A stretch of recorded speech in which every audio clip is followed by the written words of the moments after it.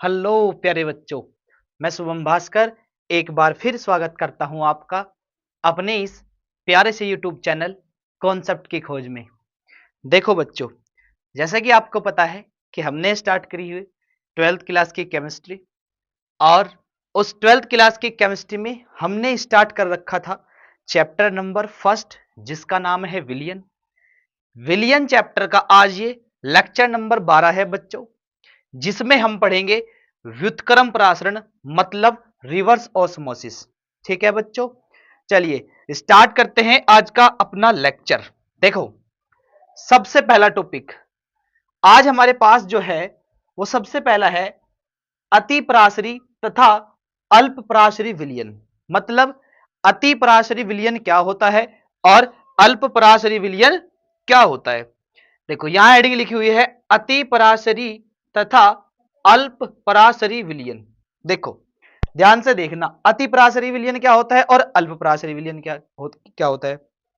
देखो, पता क्या है, दो विलयनों में से अगर दो विलयन है, दो विलयनों में से जिस विलयन का परासरण दाब अधिक होता है उसे अति पराशरी विलयन कहते हैं, तथा जिस विलयन का परासरण दाब कम होता है उसे अल्प पराशरी विलयन कहते हैं।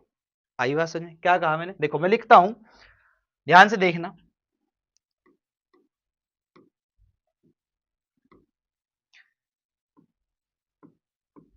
दो विलयनों में से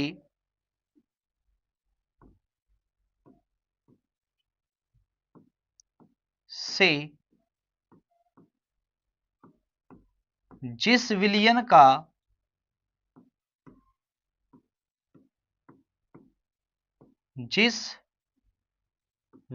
का परासरण दाब जिस विलयन का परासरण दाब अधिक होता है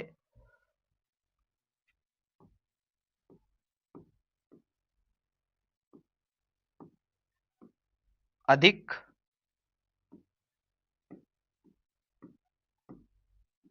होता है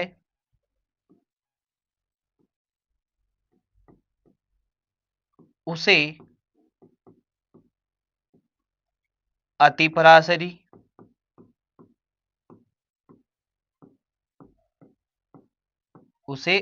पराशरी तथा जिस विलयन का तथा जिस विलयन का परासरण दाब कम होता है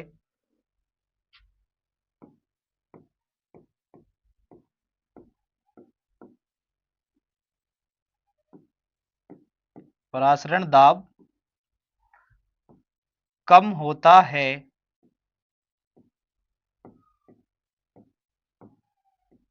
कम होता है उसे अल्प पराशरी विलयन कहते हैं। अल्प पराशरी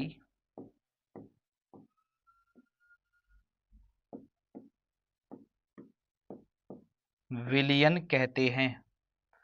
उसे क्या कहते हैं? अल्प पराशरी विलयन कहते हैं। ठीक है बच्चों, तो ये था हमारा अल्प पराशरी और अति पराशरी विलयन। मतलब सपोज दैट मेरे पास दो विलयन है, एक विलयन ये है और एक विलयन इधर है। तो अगर इस विलयन का परासरण दाब अधिक है तो ये क्या है? ये क्या है? अति पराशरी विलयन। और इस विलयन का परासरण दाब कम है तो ये क्या है? अल्प पराशरी विलयन। मतलब अगर दो विलयन है, उन दो विलयनों में से जिस विलयन का परासरण दाब अधिक अति पराशरी, जिसका कम अल्प पराशरी। ठीक है बच्चों, इसका स्क्रीनशॉट ले लो, फिर आगे चलते हैं। ठीक है, चलिए देखो, अगला जो टॉपिक है बच्चों वो है व्युत्क्रम परासरण। क्या है?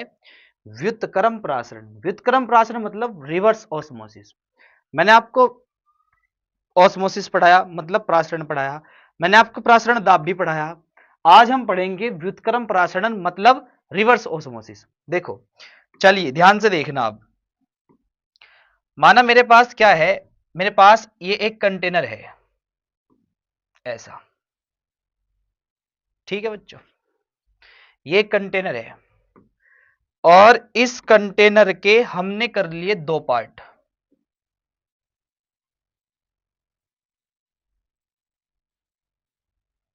इसके हमने कर लिए कितने,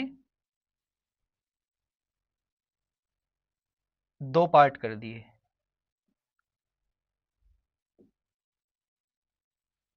ठीक है जी, देखो ये कंटेनर, इसके कर दिए दो पार्ट, और जो दो पार्ट मैंने करे ना इसके, ये जो बीच में लगाई बच्चों, ये लगाई मैंने अर्धपारगम्य झिल्ली। क्या लगाई ये, अर्ध पारगम्य झिल्ली, जिसे आप क्या कहते हैं, SPM, semi permeable membrane, SPM, अर्धपारगम्य झिल्ली। और इस अर्धपारगम्य झिल्ली के एक साइड तो मैंने क्या करा, इधर मान लीजिए मैंने क्या भर दिया, इधर मैंने भर दिया अशुद्ध जल। क्या भर दिया बच्चों, अशुद्ध जल। ये भरा यहां अशुद्ध जल, और इसमें जो भरा, इसमें भरा शुद्ध जल। इसमें क्या भरा, शुद्ध जल। ठीक है जी, तो ये भर दिया अशुद्ध जल और शुद्ध जल। ठीक है, चलिए देखो, अब मैं अगर आपसे एक बात पूछूं, जैसे कि आप डेली पढ़ रहे हैं, आपको पता भी होगा, अगर हमने ये शुद्ध है और ये अशुद्ध है और बीच में अर्धपारगम्य झिल्ली लगा दी, अगर मैं आपसे पूछूं कि आप मुझे ये बताइए कि इसमें परासरण की क्रिया किधर से किधर होगी, तो जो बच्चे रेगुलर पढ़ रहे हैं ना, उनका जवाब ये होगा कि सर हमें ये बात पता कि इसमें जो परासरण की क्रिया है ना सर, वो क्या है, वो शुद्ध जल से अशुद्ध जल की ओर होगी। इसमें जो परासरण की क्रिया है सर, वो शुद्ध से अशुद्ध की ओर होगी। परासरण हमारा ऐसे चलेगा। अब कोई पूछेगा जी क्यों चलेगा ऐसे, ये इसलिए ऐसे चलेगा क्योंकि हमने आपको एक बात बताई। क्या बात बताई, हमने आपको एक बात यह बताई कि जो परासरण की क्रिया होती है, उस परासरण की क्रिया में तनु विलयन से विलायक के कण सांद्र विलयन की ओर गति करते हैं। ठीक बात है भाई, बिल्कुल बताई सर आपने। देखो अगर मैं आपसे पूछूं कि इधर शुद्ध जल है, इधर अशुद्ध जल है, तो शुद्ध जल और अशुद्ध जल में किसकी सांद्रता ज्यादा होगी? भाई जाहिर सी बात यह है कि ये जो अशुद्ध जल है, इस अशुद्ध जल में किसी चीज की अशुद्धियां होंगी, कोई चीज इसमें मिक्स होगी, तभी तो ये क्या है, अशुद्ध है। और जब ये अशुद्ध है तो इसका मतलब यह है कि इस अशुद्ध जल की सांद्रता ज्यादा होगी किससे, शुद्ध जल से। और जब इसकी सांद्रता ज्यादा होगी शुद्ध जल से, तो हम कह सकते हैं कि ये सांद्र है और ये तनु है। और जब हम इन दोनों को अर्धपारगम्य झिल्ली द्वारा अलग करेंगे, तो परासरण की क्रिया शुद्ध जल से अशुद्ध जल की ओर होगी। होगी या नहीं होगी? होगी, बिल्कुल होगी। लेकिन हम क्या करें कि अगर हम इस अशुद्ध जल पर बाह्य दाब बढ़ा दें, क्या कर दें, इस अशुद्ध जल पर बाह्य दाब बढ़ा दें, ऐसे दाब लगाएं, ऐसे दाब लगाएं, और दाब भी इतना लगा दें कि क्या हो कि हमारा परासरण की जो क्रिया है, हमारी जो परासरण क्रिया है, वो क्या हो जाए, वो अशुद्ध से शुद्ध की तरफ हो जाए। आ रही बात समझ? मतलब होगा क्या, होगा तो ऐसा कि जब शुद्ध जल को अशुद्ध जल अर्धपारगम्य झिल्ली द्वारा पृथक करेंगे, मतलब जब शुद्ध जल व अशुद्ध जल को अर्धपारगम्य झिल्ली द्वारा पृथक करेंगे, तो परासरण की क्रिया शुद्ध जल से अशुद्ध जल की ओर होगी। लेकिन अशुद्ध जल पर बाह्य दाब बढ़ाने से परासरण विपरीत दिशा में होने लगेगा। मतलब परासरण ऐसे चलेगा, अब परासरण ऐसे चलेगा, अब परासरण हमारा ऐसे चलेगा। अब आ रही बात समझ में? परासरण विपरीत दिशा में होने लगेगा, जिससे हमें अशुद्ध जल से शुद्ध जल मिलना प्रारंभ हो जाएगा।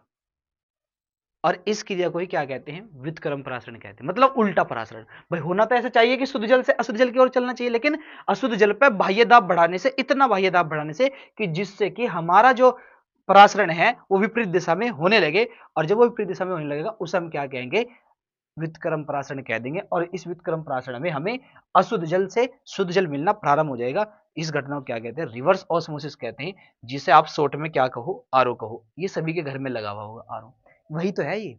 क्या कहा मैंने?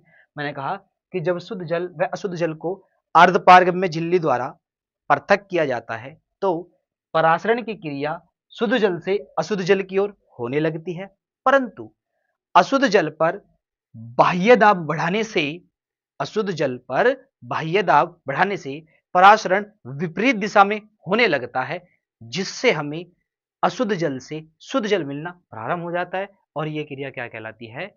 परासरण कहलाती है। कौन से वाला? वितक्रम वाला। ये क्या कहलाती है? वितक्रम परासरण मतलब रिवर्स ऑस्मोसिस कहलाती है। ठीक है बच्चों, तो ये हमारा क्या? वितक्रम परासरण। चलो मैं लिख देता हूं, देखो ध्यान से देखना। जब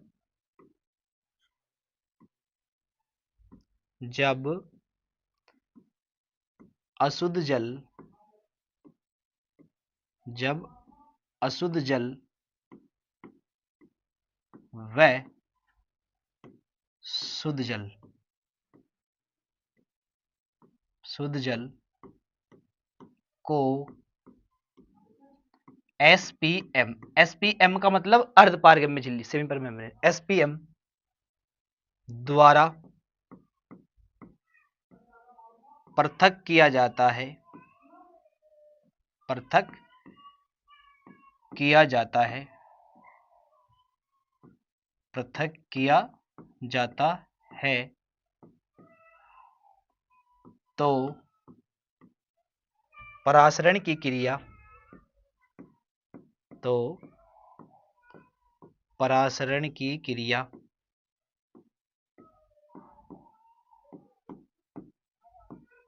परासरण की क्रिया शुद्ध जल से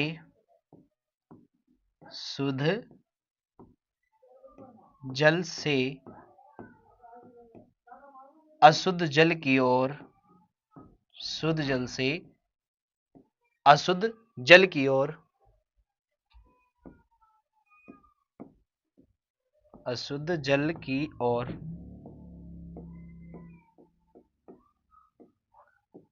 होने लगती है, होने लगती है।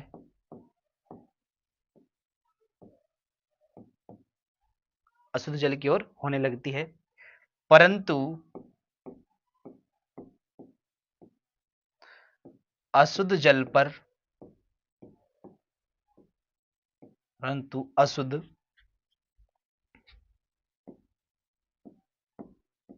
जल पर बाह्य दाब लगाने से,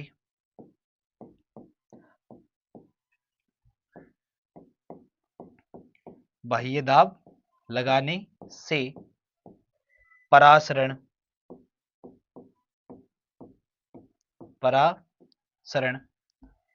विपरीत दिशा में, विपरीत दिशा में होने लगता है, विपरीत दिशा में होने लगता है।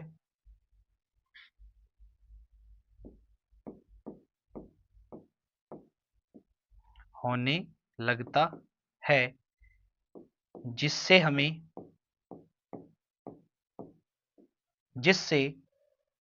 अशुद्ध जल से,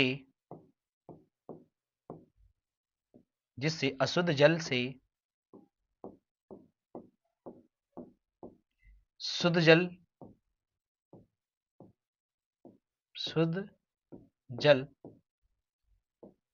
प्राप्त होने लगता है, प्राप्त होने लगता है, प्राप्त होने लगता है। इस क्रिया को वितक्रम परासरण कहते हैं। इस क्रिया को आरओ मतलब रिवर्स ऑस्मोसिस कहते हैं, मतलब वितक्रम परासरण कहते हैं। ठीक है बच्चों, तो ये है हमारा क्या? वितक्रम परासरण मतलब रिवर्स ऑस्मोसिस। ठीक है बच्चों, इसका स्क्रीनशॉट ले लो, फिर आगे देखते हैं आगे क्या है। चलिए आगे देखते हैं। देखो अब कुछ अंकित प्रश्न है बच्चों, कुछ न्यूमेरिकल है। देखो ध्यान से देखना क्या कहता है ये न्यूमेरिकल। उसने कहा, एक क्वेश्चन है, उसने कहा एक लवण का अणुभार 30 है, मतलब कोई लवण है उसका जो अणुभार है वो 30 है, एक लवण का अणुभार 30 है। लवण की 3 ग्राम मात्रा 250 ग्राम जल में विलीन की गई, तो विलयन की मोललता की गणना कीजिए। विलयन की मोललता मतलब स्मॉल एम। आगे बात समझ में? मतलब देखो अगर मैं आपको समझाऊं कि एक लवण का अणुभार 30 है, लवण के अणुभार, अणुभार का मतलब यह है, मैंने आपको बताया कि हम उसे रिप्रेजेंट करते हैं एम बी से, क्योंकि विलय है तो विलय के लिए बी और एम मतलब मोलिकुलर वेट अणुभार कितना है, वो 30 है। कितना है अणुभार? 30 है। उसके बाद ध्यान से देखना, उसने कहा लवण की 3 ग्राम मात्रा को, 3 ग्राम मात्रा का मतलब यह है कि विलय का भार, विलय का भार, और विलय के भार को हम लिखते हैं WB से, और वो कितना है 3 ग्राम, ये लिख दिया 3 ग्राम। ठीक है। उसके बाद उसने कहा ग्राम मात्रा को 250 ग्राम जल में विलीन किया गया। 250 ग्राम जल में का मतलब यह है कि ये विलायक का भार है, और विलायक के भार को हम लिखते हैं WA से, और वो कितना है 250 ग्राम, ये लिखा 250 ग्राम। ठीक है। उसके बाद उसने कहा विलीन की गई, विलयन की मोललता की गणना कीजिए, मतलब विलयन की मोललता ज्ञात निकालनी, स्मॉल एम। देखो ए हमें निकालना स्मॉल एम। स्मॉल एम निकालने का फॉर्मूला मैंने आपको बताया था, क्या ध्यान से देखेंगे, मैंने कहा था small M is equals to, formula होता है WB बटे MB इनटू में क्या WA विद इन किलोग्राम। ऐसा फॉर्मूला मैंने आपको बताया था। अब आपके पास हर एक चीज है, बस है नहीं क्या, आपके पास जो नहीं है वो है कि आपके पास ये नहीं है कि सर हमें ये बताओ कि जब हमारे पास विलायक का जो भार हमारे पास दिया हुआ है वो तो हमारे पास सही नहीं दिया हुआ सर, हमें चाहिए किस में, हमें तो सर किलोग्राम में चाहिए, और उसने दिया हुआ ग्राम में, तो आप उसे ग्राम में चेंज कर लो ना। देखो आपको ग्राम में दिया हुआ, किलोग्राम में चाहिए, 1000 से भाग करके लिखेंगे डायरेक्ट। देखो फिर अब क्या करना, WB का मान रखते हैं सबसे पहले, small m is equals to WB। WB कितना है 3 ग्राम अपॉन, यहां क्या लिखूं MB कितना है 30, ये लिखा 30। ठीक। इनटू, देखो मैं यहां लिखूंगा WA है 250, 250 ग्राम में दिया मुझे किलोग्राम में, मैं से 1000 से भाग लिखूंगा, तो 250 यहां लिख दूंगा, और जो नीचे 1000 लिखूंगा ना उसे मैं लिख दूंगा यहां। ठीक बात? ठीक है, सब कुछ है आंसर। एक एक एक एक, देखो 3 बचा, 3 से 3, अब बचा 10/25, तो स्मॉल m बराबर कितना आया 10/25, और जब इसे सोल्व करोगे तो आएगा 2/5, और जब इसे सोल्व करोगे देखो 2/5 है ना, 5 दूनी 10, 55 25, तो इसे सब सोल्व करोगे तो ना चलने की जीरो, दशमलव लगे, जीरो बढ़ाई, 5 चौक 20, तो 0.4 आ जाएगा। कितना आ जाएगा 0.4 आ जाएगा, ये आपका आंसर हो जाएगा। ठीक है बच्चों, ऐसे मतलब छोटे छोटे से न्यूमेरिकल है, आते हैं बोर्ड एग्जाम में और वो आपको करने हैं। चलिए आगे देखते हैं। देखो एक क्वेश्चन, बहुत बढ़िया क्वेश्चन, बहुत बार बोर्ड एग्जाम में आया भाई। देखो उसने कहा आपको कि 72 ग्राम जल 92 ग्राम एथिल अल्कोहल दोनों का मिश्रण है, और दोनों के मोल प्रभाव ज्ञात करनी। ठीक, 72 ग्राम जल है और 92 ग्राम है एथिल अल्कोहल। देखो एक तो है जल, मैं यहां लिखता हूं, जल का मतलब है H2O, और एक है एथिल अल्कोहल, और एथिल अल्कोहल का फॉर्मूला होता है C2H5OH, ये एथिल अल्कोहल है।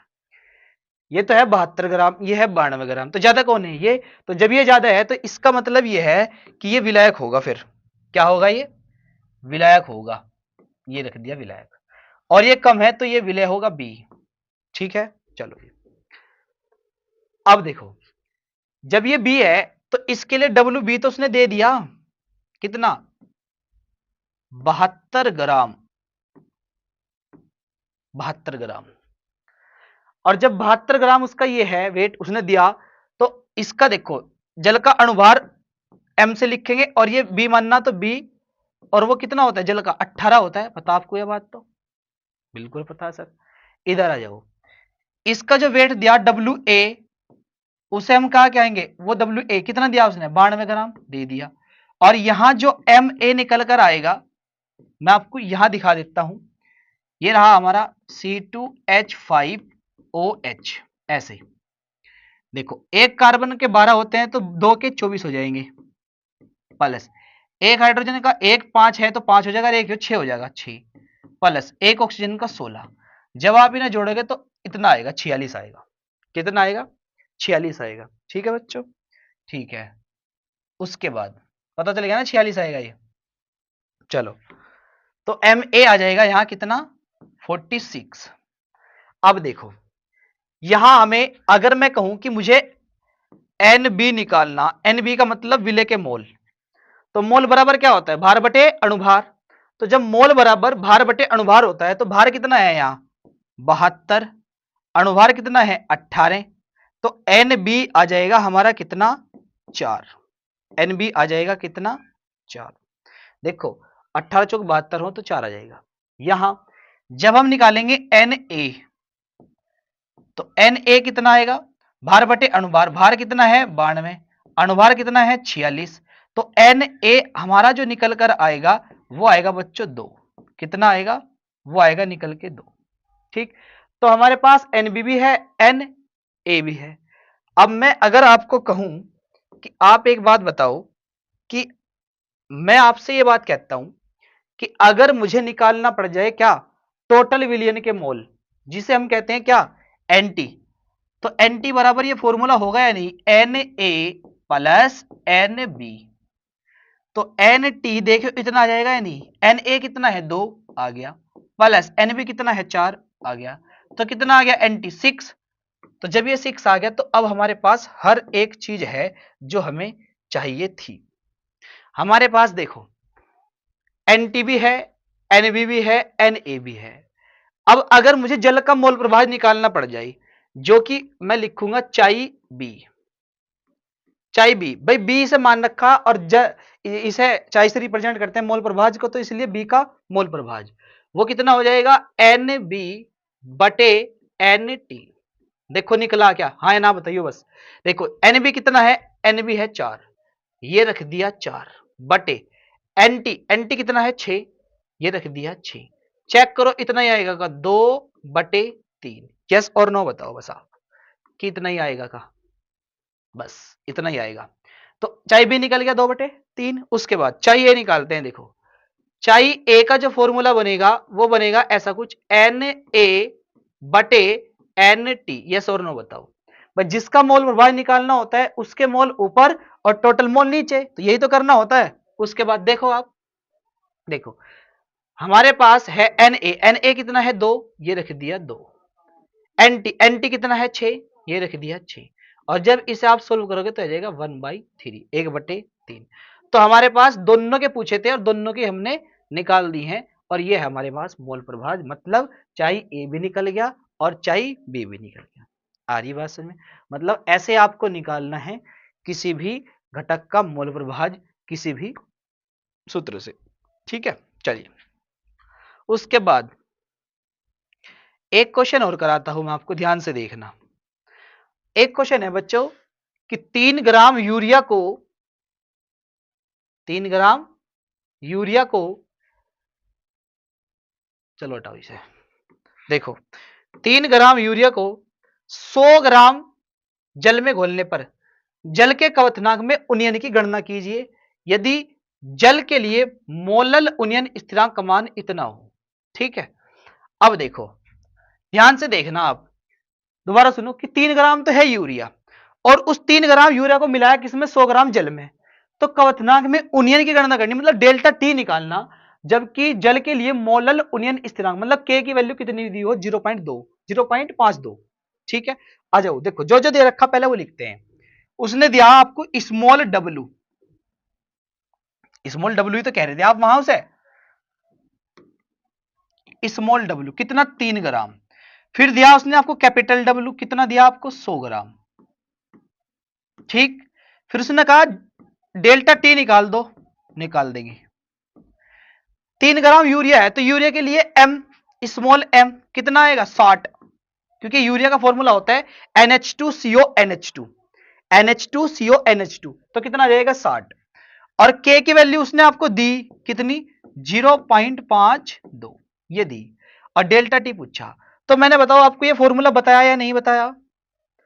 मैंने आपको ये फॉर्मूला नहीं बताया। कौन से वाला? देखो ध्यान से देखना, मैंने बताया क्या? मैंने एक फॉर्मूला बताया था क्या, small M is equals to कितना 1000 इंटू में क्या के, इंटू में क्या स्मॉल डब्ल्यू, अपॉन में क्या डेल्टा टी, इंटू में क्या कैपिटल डब्ल्यू। यस और नो बता दो बस कि ये फॉर्मूला मैंने आपको बताया नहीं। तो इस फॉर्मूले में उसकी वैल्यू रखनी बस। देखो हर चीज हमारे पास है। एम निकालना क्या है, निकालना है डेल्टा टी, तो डेल्टा टी को यहां ले आओ, एम को यहां ले जाओ। देखो फिर इस डेल्टा टी को यहां ले आओ, तो delta T is equals to क्या 1000 इंटू में क्या के, इंटू में क्या स्मॉल डब्ल्यू, अपॉन में क्या एम, और इंटू में कैपिटल डब्ल्यू। यस और नो? ठीक, आ जाओ। हर एक चीज की वैल्यू है। Delta T is equals to क्या 1000 रख दिया, इंटू में के कितना है 0.52 तो रख दिया 0.52, इंटू स्मॉल डब्ल्यू कितना है 3 ग्राम रख दिया, अपॉन उसके बाद स्मॉल एम, एम की वैल्यू कितनी है 60, ये आ गई 60, इंटू में कैपिटल डब्ल्यू कितना है 100, तो ये लिख दिया 100। ठीक है जी, ठीक है। अब देखो ध्यान से देखना, मैं क्या करूं 1 2 3, 1 2 3, कोई दिक्कत बिल्कुल भी नहीं। 3 ही कम 3 और 3 दूनी 6, कोई दिक्कत ना। और 3 2 बचा ना, 2 दूनी 4, बचा कितना 6, 12 तो 6। देखो 52 था ना, तो 2 बच रहा था तो 26 आ जाएगा ना, तो 0.26 आ जाएगा। तो डेल्टा टी आ जाएगा कितना 0.26, और यही हमारा क्या होने वाला है आंसर। और यही हमें निकालना था, बस डेल्टा टी ही तो निकालना था, वो निकलेगा। तो ऐसे निकालना। क्या आपको अगर डेल्टा टी या इस फॉर्मूले से रिलेटेड कोई भी टर्म्स पूछे तो आप ऐसे निकाल सकते हैं। ठीक है, एक क्वेश्चन आपके लिए है बच्चों, homework. Cut copy paste same है। 6 ग्राम यूरिया को 200 ग्राम जल में घोलने पर जल के क्वथनांक में उन्नयन की गणना करनी, और ये आपको दिया हुआ है। बस यहां 6 और 200 आया, बाकी सब कुछ सेम सही है। ऐसे ही आपको करना, वही फॉर्मूला है, ये आपको खुद करना। ठीक है बच्चों, तो आई होप आपको समझ में आया होगा जितनी बात आपको बताई है। बस जैसा मैं कहता हूं कि आपको हमारे साथ जुड़े रहना है। आपको केमिस्ट्री का पूरा सिलेबस पढ़ाया जाएगा, अच्छा पढ़ाया जाएगा, एनसीईआरटी के रिगार्डिंग पढ़ाया जाएगा। ठीक है बच्चों, आज के लिए इतना ही काफी। फिर मिलेंगे नेक्स्ट लेक्चर में नेक्स्ट टॉपिक के साथ। ठीक है बच्चों।